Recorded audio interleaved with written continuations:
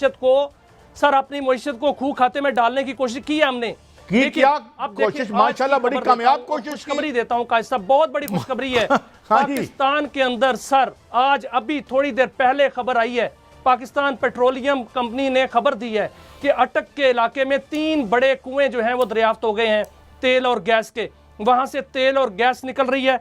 एक कुएं से जो है वो वहां से तीन कुओं में 2113 बैरल जो है वो तेल निकल रहा है और 41 लाख क्यूबिक फीट गैस बरामद हो रही है और मजीद जो है वो गैस और तेल की तलाश जारी है। मैं कल भी वजारत पेट्रोलियम में था, वहां पर बहुत सी कंपनियां जो है वो आई हुई थी लाइसेंस के लिए अप्लाई करने के लिए और बताने के लिए कि हम पाकिस्तान में तेल तलाश करना चाह रहे हैं। अमेरिकन कंपनियां भी थी, दीगर कंपनियां भी थी। चले मियां साहब, मैं पाकिस्तान में तेल और गैस की तलाश के लिए आई हैं। काजी साहब मैं मियां साहब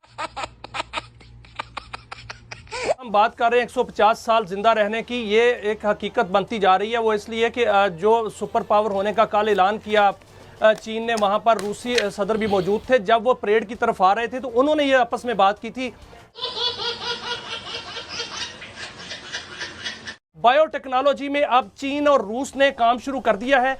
ये टेक्नोलॉजी पाकिस्तान के साथ भी शेयर होगी और पाकिस्तान, चीन और रूस मिलकर जो है वो इस टेक्नोलॉजी पर काम करेंगे। पाकिस्तान के अंदर वैसे भी बायोटेक्नोलॉजी पर काम हो रहा है। कायदे-ए-आज़म यूनिवर्सिटी हो, दीगर यूनिवर्सिटियां हो, वहां पर बायोटेक्नोलॉजी की फील्ड बाकायदा तौर पर फैकल्टीज जो है वो शुरू हो चुकी हैं और वहां पर रिसर्च हो रही है। और जो रशिया में। जय हिंद, स्वागत है दोस्तों आपका हमारे चैनल पर एक और लेटेस्ट वीडियो में। तो दोस्तों सबसे पहले वीडियो को लाइक कीजिएगा और हमारा चैनल ज़रूर सब्सक्राइब कीजिएगा। खासकर हम आपके लिए पाकिस्तानी मीडिया की दोस्तों वीडियो लेकर ही आते रहते हैं। अब पिछले काफ़ी समय से मैं वीडियो अपलोड नहीं कर पा रहा था, लेकिन अब आपको आगे रेगुलर वीडियो मिलती रहेगी। बात रही दोस्तों इस वीडियो की, तो तकरीबन अब रात के 2:30 बजे हैं, लेकिन जब मैंने यह वीडियो देखा तो मैंने सोचा कि फ़ौरन ये वीडियो अपने दर्शकों के लिए लगाना चाहिए, क्योंकि दोस्तों आपने पाकिस्तानी मीडिया के लिए देखा होगा कि किस तरह से अपने लोगों को लाहौरी चूरन परोसते हैं। तो दोस्तों ठीक यह तो लाहौरी चूरन से ये बहुत आगे निकल जाने वाली बात है। देखिए किस तरह से ये पहले एक डिबेट में दोस्तों जो भारत पर अमेरिका ने जिस तरह का टैरिफ लगाया है, खासकर वो डोनाल्ड ट्रंप ने लगाया है, लेकिन ये ओबामा की बातें कर रहे हैं। तो दोस्तों इस टैरिफ को लेकर भी देखिए किस तरह से कह रहे हैं कि भारत को तकरीबन $400 बिलियन का इस पर घाटा होगा। अगर यह टैरिफ भारत पर बना रहता है तो पाकिस्तान इसका फ़ायदा उठा सकता है और हम हमारी इकनॉमी में $400 बिलियन और जोड़ सकते हैं। तो दोस्तों इस तरह के एक तरफ पाकिस्तानी मीडिया ख्वाब देख रहा है और टैरिफ को लेकर भारत के बारे में देखिए किस किस तरह की बातें कर रहा है, लेकिन उसके फ़ौरन बाद दोस्तों पाकिस्तानी मीडिया अपनी इकनॉमी को लेकर जो सीपैक के नाम पर इनको चाइना से कर्ज मिलता है उस कर्ज को लेकर भी बिलबिला रहा है और साथ में दोस्तों तेल निकलने की खबरें भी पाकिस्तानी मीडिया दे रहा है। और उसके बाद तो दोस्तों हद ही कर दी है इन्होंने कि चाइना ने कहा है, ये कह रहे हैं कि 150 साल तक इंसान को जिंदा रहने वाला आविष्कार शायद उन्होंने कर लिया है। तो दोस्तों इसको लेकर देखिए किस तरह पाकिस्तानी मीडिया अपने दावे कर रहा है कि आगे आने वाले समय में ये पॉसिबल हो सकता है कि इंसान 150 सालों तक जिंदा रहे। तो वहीं दोस्तों जो इन पूरे प्रोग्राम का होस्ट है वो कह रहा है कि इस तरह की इकनॉमी के साथ हमें 150 साल जिंदा रहकर क्या करना है। तो दोस्तों खूब ही एक कॉमेडीदार, बढ़िया और मज़ेदार वीडियो होने वाली है। वीडियो को लास्ट तक जरूर देखिएगा। चलिए करते हैं वीडियो स्टार्ट। फुल पैसा वसूल वीडियो दोस्तों, वीडियो को लाइक जरूर कीजिएगा। बन रहा है तो अब वो 100% टैरिफ की बात कर रहा है, तो it means India is in a real trouble. क्योंकि मैं पहले भी ये अर्ज कर चुका हूँ कि वहाँ पे इंडस्ट्रियल, देखें मैं एक बात आपको कोट करता हूँ और फिर बाल आपकी कोर्ट में फेंकता हूँ कि एक बहुत बड़े सरमाएदार हैं और बड़े ज़हीन हैं, उनका नाम है जॉर्ज सोरोस। जॉर्ज सोरोस ये कहते हैं कि निज़ाम को ख़तरा हमेशा नए गरीबों से होता है। पुराने गरीब बेचारे आदी हो जाते हैं कुट शुट खाने के, इधर रोटी लब्बी कदी फाका कर लिया। Once you see a little bit good side of life and when it is taken away from you, तो वो बड़ा तंग करते हैं। जिस तरह हमने बांग्लादेश में देखा, जिस तरह हमने श्रीलंका में देखा, जिस तरह हम इंडोनेशिया में देख रहे हैं। 2 हफ्तों से मूवमेंट चल रही है और उनके जो सदर मोहतरम हैं या वज़ीर आज़म हैं वो इधर आए हुए हैं SCO में, और पीछे लोग, औरतें खाकरोब जो हैं वो झाड़ू लेके उनकी पार्लियामेंट की तरफ बढ़ रहे हैं। तो मतलब ये थोड़ी सी निशानियाँ होती हैं, इनसे सीख लेना चाहिए। तो ये सिचुएशन तो इंडिया में भी फिर बन सकती है, एक बड़ा इंडस्ट्रियल अनरेस्ट होगा, क्योंकि 100% टैरिफ से तो उसकी इंडस्ट्री पर यूं समझे कि वो ट्रंप एटम बम मारने जा रहा है और पता नहीं किस हद तक चाइना या SCO से बचा के अपनी मंडियां दे के उसे ब्रीदिंग स्पेस देगा। मियां साहब योर टेक। देखें कायद साहब, भारत को बदमाश बनाया गया था इस खित्ते का, और ये ओबामा और बुश ने बनाया था, और चीन के लिए जो है वो यहाँ खड़ा किया गया था। उनमें सरमायाकारी कराई गई थी, आईटी के शोबे में बहुत बड़ी सरमायाकारी कराई गई थी, कॉल सेंटर बनाए गए थे, 400 अरब डॉलर की सरमायाकारी हुई, और फिर 400 अरब डॉलर उन्होंने कमाना भी शुरू कर दिया। और इसके अलावा जो है वो उन्होंने 100% जो टैरिफ अभी ओबामा लगा रहा है, तो ये 400 अरब डॉलर जो है की जो सरमायाकारी है या जो इंडस्ट्री है, ये तो फारग होने जा रही है। एससीओ का उसको कैसे बचा सकती है? एससीओ उसको क्योंकि इंडिया जो है वो आप देखें उसका मीडिया क्या कह रहा है, उसका मीडिया जो है वो अभी भी चीन को गालियां दे रहा है, इसलिए चीन की उन पर जो है वो इतमाद का फुकदान है। वहां पर एससीओ उसको इतना नहीं बचा सकता, ना चीन बचा सकता है। चीन उनसे कारोबार करेगा जो करेगा, लेकिन अब जो ट्रंप है वो उस इंडिया के पीछे है, मोदी के पीछे है। असल में वो उसका मसला मोदी के साथ है। मोदी ने कोई ऐसा वादा उससे किया है जो पूरा नहीं कर रहा, और वो वादा जो है वो पता है क्या है, वो मेरे ख्याल में पहले मियां साहब हैं। अब पाकिस्तान के लिए मौका है कायद साहब कि पाकिस्तान 400 अरब डॉलर जो है वो कमा सकता है। मैं आपसे इस तरह की बहस मैं मौका तो यकीनन हमारे पास है, मौका हमेशा होता है उनके लिए जो प्रिपेयर्ड माइंड्स, ये गालिबन उसने कहा था ना जिसने पेनिसिलिन बनाई थी। मगर सवाल मैं ये भी याद दिलाता जाऊँ, जो पीटीसी था पाकिस्तान का नहीं पूरे साउथ एशिया का, अब पीटीसीएल हुआ है, पहले ये पीटीसी था है। तो ये पूरी दुनिया को सिखा रहा था कि ये टेलीकम्युनिकेशन या कम्युनिकेशन किस बला का नाम है। ये गालिबन बेस्ट था साउथ एशिया में, जिसे हमने बेचा जो पीटीसीएल बन गया, और जिसमें हमारा आखिरी मुनाफा जब हमने गालिबन 70-80 बिलियन रुपीस का था। आज पिछले 2 साल पहले ये को 8 बिलियन, वो भी तारें बेच के, ये जो उसका पुराना सामान है जो ऑब्सोलीट हो गया है उसको निकाल के, तो वो क्या होती है तांबा तुंबा बेच के, तो वो इसको चला रहे हैं। उस वक्त इंडिया ब्रॉडबैंड ले रहा था, आप उस पर उसने 400 बिलियन डॉलर इससे कमा रहा था।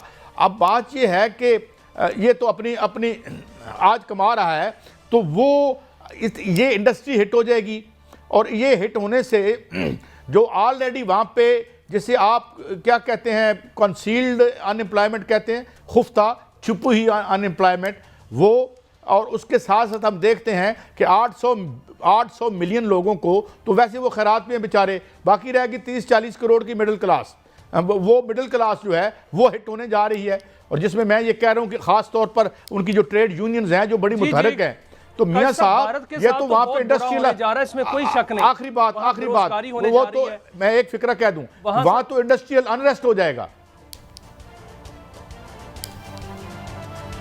बिल्कुल कायद साहब, वहां पर होगा, वहां बेरोजगारी होगी, गुर्बत बढ़ेगी, अनरेस्ट होगा, अनरेस्ट है वहां पर जो है वो तहरीकें चल रही हैं, भारत जो है वो टूटने के खतरे में है, इसमें कोई शक नहीं। लेकिन पाकिस्तान जो है उसके लिए इस वक्त मौका है, और पाकिस्तान को ये मौका अवेल करना है, और पाकिस्तान के अंदर बहुत बड़ी सरमायाकारी के मौके अभी सामने आ रहे हैं। कल अमेरिकन नाज़मुल अमूर जो पाकिस्तान के अंदर है, उन्होंने बाकायदा तौर पर बयान दिया, बहुत बड़ा बयान दिया कि पाकिस्तान 15 बड़ी मईशतों में शामिल हो सकता है और इसमें पोटेंशियल है। उन्होंने ये भी कहा कि पाकिस्तान जो है वो आइंदा कुछ सालों में जो है वो बड़ी मईशत बन सकता है, और 412 अरब डॉलर की इस वक्त जीडीपी हमारा है, और इसको 3.3 खरब डॉलर तक पहुंचाने का इम्कान बिल्कुल वाज़ी और रोशन है। उन्होंने ये भी बताया कि 10 से 15 बड़ी मईशतों में पाकिस्तान के शामिल होने की गुंजाइश है। किन्होंने बताया मियां साहब आपको कान में आके? इसके अलावा देखेंगे सर के पाक जो देखें कायद साहब, एक मिनट दीजिएगा। नहीं मैं ये कह रहा हूँ कि इन्फॉर्मेशन कहाँ से आई? आज कायद साहब, आज एक जो है वो सामने फिगर आए हैं, मैं वो इदादोशुमार सामने रख दूं कि कुवैत, सऊदी अरब, यूएई और कतर और अज़रबैजान पाकिस्तान के अंदर 25 अरब डॉलर की सरमायाकारी करने जा रहे हैं, और इसमें यह बताया गया है कि पाकिस्तान में यूएई और कतर 10-10 अरब डॉलर, और सऊदी अरब 5 अरब डॉलर, अज़रबैजान 2.2 अरब डॉलर की सरमायाकारी करेंगे। कायद साहब 5 नए कॉरिडोर जो हैं वो शुरू होने जा रहे हैं। आज वज़ीर आज़म वहाँ से जो हैं वो रवाना हो चुके हैं, और अभी जो वहाँ पर ऐलानात हुए वो बड़े हैरत अंगेज़ ऐलानात हुए। वहाँ पर पाकिस्तान और चीन ने मुश्तरका एक्शन प्लान जो है 2024-2029 उस पर दस्तखत कर दिए हैं, और पाकिस्तान चीनी मार्केट में पांडा बॉन्ड्स जो है वो फ्लोट करने जा रहा है। सीपैक 2 का आगाज होने जा रहा है। बेल्ट एंड रोड और कुराक्रम हाईवे 9 जो है वो होने जा रही है। 5 नए बिजनेस कॉरिडोर जो है वो उसका आगाज होने जा रहा है। 21 माहिदों पर जो है दस्तखत हो गए हैं। 4.2 बिलियन डॉलर की फौरी इन्वेस्टमेंट आ रही है। कैसा मियां साहब, बात यह है कि बॉन्ड फ्लोट करेगा तो बॉन्ड से हम कर्जा लेना जा रहे हैं ना, वो तो हम ले रहे हैं, उसमें तो हमसे ज़्यादा माहिर कोई नहीं है। अगर बॉन्ड हम फ्लोट करते हैं, अब उसका इंटरेस्ट रेट क्या रखना पड़ेगा, क्योंकि कोई हमारे बॉन्ड खरीदता भी है या नहीं, नंबर 1। नंबर 2, मियाँ साहब अभी मैं बात कर रहा था कि कतर की सरमायाकारी, मैं यही तो कह रहा हूँ, RLNG की सरमायाकारी क्या हमें कतर माफ़ कर देगा, और 32 से पहले जो उसकी हमने कैपेसिटी पेमेंट अरबों में करनी है डॉलर्स में, वो हमें हमारी जान छोड़ देगा? या क्या आज तक हम अपने IPP से जान छुड़ा सके हैं? मियाँ साहब, opportunities are always there, but who is there to exploit them? Do these people would exploit all those opportunities for themselves, for their own businesses, or for Pakistan? साल के मुआहदे किए, अपनी मईशत को अपनी मईशत को खूह खाते में डालने की कोशिश की है हमने। क्या कोशिश, माशाल्लाह बड़ी कामयाब कोशिश। खुशखबरी देता हूं काजी साहब, बहुत बड़ी खुशखबरी है। पाकिस्तान के अंदर सर आज अभी थोड़ी देर पहले खबर आई है, पाकिस्तान पेट्रोलियम कंपनी ने खबर दी है कि अटक के इलाके में 3 बड़े कुएं जो हैं वो दरियाफ्त हो गए हैं तेल और गैस के। वहां से तेल और गैस निकल रही है। एक कुएं से जो है वो वहां से 3 कुओं में 2113 बैरल जो है वो तेल निकल रहा है और 41 लाख क्यूबिक फीट गैस बरामद हो रही है, और मजीद जो है वो गैस और तेल की तलाश जारी है। मैं कल भी वजारत पेट्रोलियम में था, वहां पर बहुत सी कंपनियां जो है वो आई हुई थी लाइसेंस के लिए अप्लाई करने के लिए और बताने के लिए कि हम पाकिस्तान में तेल तलाश करना चाह रहे हैं। अमेरिकन कंपनियां भी थी, दीगर कंपनियां भी थी। चले मियां साहब, मैं पाकिस्तान में तेल और गैस की तलाश के लिए आई हैं काजी साहब। मैं मियां साहब इतनी खिदमत अल्लाह करे कि जिन्होंने ये डाइक्स जो हैं या ये लिखा हुआ है हाइड्रोलिक सिस्टम्स और के जो गियर बॉक्सेस हैं वो मेल फंक्शनिंग कर रहे हैं, नट बोल्ट्स को, अल्लाह ये जिन्होंने किया अल्लाह उनको हदायत दे और अल्लाह उनको हदायत दे जो अभी हमारे प्रोग्राम में क्या गए हैं कि कच्चे के डाकुओं से आपको मरवा देंगे। और ये अच्छी बात है कि ये रिकॉर्ड पे आ गई है, क्यों, एक बात। और दूसरी बात ये मियाँ साहब कि बात ये है कि ये सो फार तो अभी तक तो हमें ये पता नहीं है कि हम हम इन्वेस्टमेंट को सेलिब्रेट करेंगे। हमने बाहर अपनी चीज़ को, हमें इस मुल्क से मोहब्बत है, हम ना हमारे पास कोई वीज़ा है बाहर का, ना हमारे पास कोई पासपोर्ट है, हमने इधर ही रहना है और इधर ही मरना है। मगर इसलिए हम रोते हैं कि अभी थोड़ी देर पहले हमने बात की, आप इन्वेस्टमेंट की बात करते हैं, अब आप पूछेंगे कि जनाब ये पानी का की करना जे, ये पानी से हटाओ, असी आके इन्वेस्टमेंट कर लिए, या ये दिस एंड सेकंडली आते हैं मियाँ साहब, थोड़ी सी लाइट स्टोरी है, इसे कलर स्टोरी कहते हैं, इस पर हम ज़्यादा बात इसलिए नहीं करते मियाँ साहब। इसलिए मैं ये अर्ज़ कर रहा हूँ कि मियाँ साहब हम तो एक जो है ना 47% बच्चे हमारे जो हैं वो मेल न्यूट्रिशन के मारे हुए हैं, या उनकी स्टेंटेड ग्रोथ या उसे वेस्टेड कहते हैं। इसका मतलब ये है कि और ये वो बच्चे हैं, उसकी वजह क्या है? इसकी वजह ये है कि यहाँ के जो इंटरनेशनल रिपोर्ट्स हैं कि जो हमारी यंग माएँ हैं वो उनमें आयरन की कमी है, उनमें खून की कमी है, जिसकी वजह से ये हमारे हालात हो रहे हैं। और दुनिया और चीन और वो ये क्या कह रहे हैं कि हम ज़िंदगी average life expectancy rate already 80-90 के करीब है। जापान का इसका सबसे, इस वक्त मैं आपको हैरत की बात बताऊं, हाईएस्ट लास्ट टाइम जब मैंने चेक किया था तो हाईएस्ट लाइफ एक्सपेक्टेंसी रेट जिसे उर्दू में औसत तवक्कुए हयात कहते हैं, वो सबसे ज़्यादा क्यूबा का है। It is more than that of America. खैर, इस पे बाद में बात करेंगे। तो वो 150 पे ले जाने की बात कर रहे हैं, और हम जो है वो हम रोज़ाना अच्छी कहानियाँ सुना देते हैं लोगों को, बट सो फार हमारा रिकॉर्ड क्या है? यहाँ ये रिकॉर्ड हमारा ठीक नहीं है। आज अपॉर्चुनिटी खुली है तो हम बार बार खुल के इसलिए बात कर रहे हैं, please don't let this opportunity go waste. इसको ज़ाया मत होने दें हम, मगर इसके लिए एक शर्त है, we need honest people who live in history, who do not live in their bank accounts। वो सारी राती बैंक गिनते नहीं रहते, अज इन्ने रब हो गए ने, अज इन्ने रब हो गए ने, आज ये भी जमीन ले लीए। मैं अगर आप किसी दिन स्टोरी करूंगा कि यहाँ आजकल पटवारी किसके नाम जमीनें लगवा रहे हैं तो आप परेशान हो जाएंगे। जी मियाँ साहब। काजी साहब, जो हम बात कर रहे हैं 150 साल जिंदा रहने की, ये एक हकीकत बनती जा रही है। वो इसलिए कि जो सुपर पावर होने का कल ऐलान किया चीन ने, वहाँ पर रूसी सदर भी मौजूद थे। जब वो परेड की तरफ आ रहे थे तो उन्होंने ये आपस में बात की थी कि इसमें जो है वो हम आगे काम करने जा रहे हैं, बायोटेक्नोलॉजी पे बहुत बड़ा इनकलाब जो है बर्पा होने जा रहा है, और इसमें ये मुमकिन है। उन्होंने बाकायदा तौर पर आपस में डिस्कस किया कि जो पैवंदकारी है अज़ा की, उसको अगर बार बार मुसलसल किया जाए तो इंसानी ज़िंदगी जो है वो बढ़ भी सकती है और उसमें जो है एक्टिव भी हो सकती है उससे पहले से, और उसको बाकायदा तौर पर जो है वो कंट्रोल भी किया जा सकता है। ये इंसान ये जो है वो ये जो स्टेम सेल साइंस है, अल्लाह ताला फरमाते हैं कि मेरी कुदरत में तहकीक करो, तो तहकीक है, जितनी इसके तहकीक को बढ़ा लें उतना ही बढ़ सकता है। तीन इनकलाब आने वाले हैं काजी साहब। एक तो इनकलाब जो है वो क्वांटम कंप्यूटर्स का है, दूसरा इनकलाब जो है वो एआई का आने वाला है, और तीसरा बायोटेक्नोलॉजी का आने वाला है। बायोटेक्नोलॉजी में अब चीन और रूस ने काम शुरू कर दिया है। ये टेक्नोलॉजी पाकिस्तान के साथ भी शेयर होगी और पाकिस्तान, चीन और रूस मिलकर जो है वो इस टेक्नोलॉजी पर काम करेंगे। पाकिस्तान के अंदर वैसे भी बायोटेक्नोलॉजी पर काम हो रहा है। कायद-ए-आज़म यूनिवर्सिटी हो, दीगर यूनिवर्सिटियां हो, वहाँ पर बायोटेक्नोलॉजी की फील्ड बाकायदा तौर पर फैकल्टीज़ जो है वो शुरू हो चुकी हैं और वहाँ पर रिसर्च हो रही है। और जो रशिया में और चीन के अंदर ये काम शुरू हो चुका है, तो ये बिल्कुल कोलैबोरेशन के साथ जो कि बायोटेक्नोलॉजी, ज़राअत और दीगर पर काम किया जाए, ब्रेक है मियां साहब, कोई शक नहीं। मियां साहब एक ब्रेक है, इंसानों को ये सलाहियत दी है, इस ब्रेक एक ब्रेक है। हम तो ये कहते हैं कोई ना दे सनु 150 साल, 20 लाख लोग आपके मुताबिक जो इस वक्त बेघर हैं उनके सरों पर छाती दे दो, और खुदा न खास्ता अगर और लोग हिट होते हैं तो उनके लिए कुछ कर दें। हमें इतनी लंबी ज़िंदगी लेके हमने इतना चीन के जो प्राइम मिनिस्टर हैं ली चियांग, उनके साथ उनकी मुलाकात हुई है। इस मौके पे CPEC 2 जो है इस पर इत्तफाक हुआ है। ML1 और कराकोरम हाईवे को आगे बढ़ाने की तजवीज़ पे भी गौर हुआ है। और फिर शाम के वक्त एक और भी तकरीब का इनेकाद किया गया जिसमें MOUs जो हैं वो दस्तखत किए गए हैं पाकिस्तान और चीन के शराकतदारों के बीच। बहरहाल ये दौरा एक जानिब चीन ने जो अपनी ताकत का मुजाहरा किया है और साथ ही साथ पाकिस्तान को जो खुसूसी मकाम डेफिनेटली रहा है, लेकिन ये जो हमा मौसम तज़वीराती शराकतदारी है अब इसको एक नई जहत मिल रही है। इन तमाम मामलात पे हम बात करेंगे। स्पेसिफिकली फ़्लड से मुतालिक बात करने के लिए हमें अहमद कमाल साहब ज्वाइन कर रहे हैं, चेयरमैन हैं फ़्लड कमीशन के। बहुत शुक्रिया अहमद साहब आपका। अहमद साहब आपकी तरफ आएंगे, लेकिन इरशाद साहब पहला सवाल आपसे है। प्राइम मिनिस्टर का ये दौरा, अब फिर ML1 का भी इवन जिक्र हुआ, कुछ मंसूबे जो पहले जिनको बढ़ाना था वो नहीं बढ़ पाए, अब चीन के साथ फिर इत्तफाक हुआ है। आप क्या समझते हैं कि ये जो शराकतदारी है अब इसमें डेफिनेटली पाकिस्तान के एंड पे जो मैकेनिज़्म और जो रिवायती तरीक़ाकार हैं वो रुकावटें बनते रहे हैं, अब चीन मुतमईन है कि वो भी दूर कर पाएंगे और ये हतमी नताइज आएंगे इस शराकतदारी के?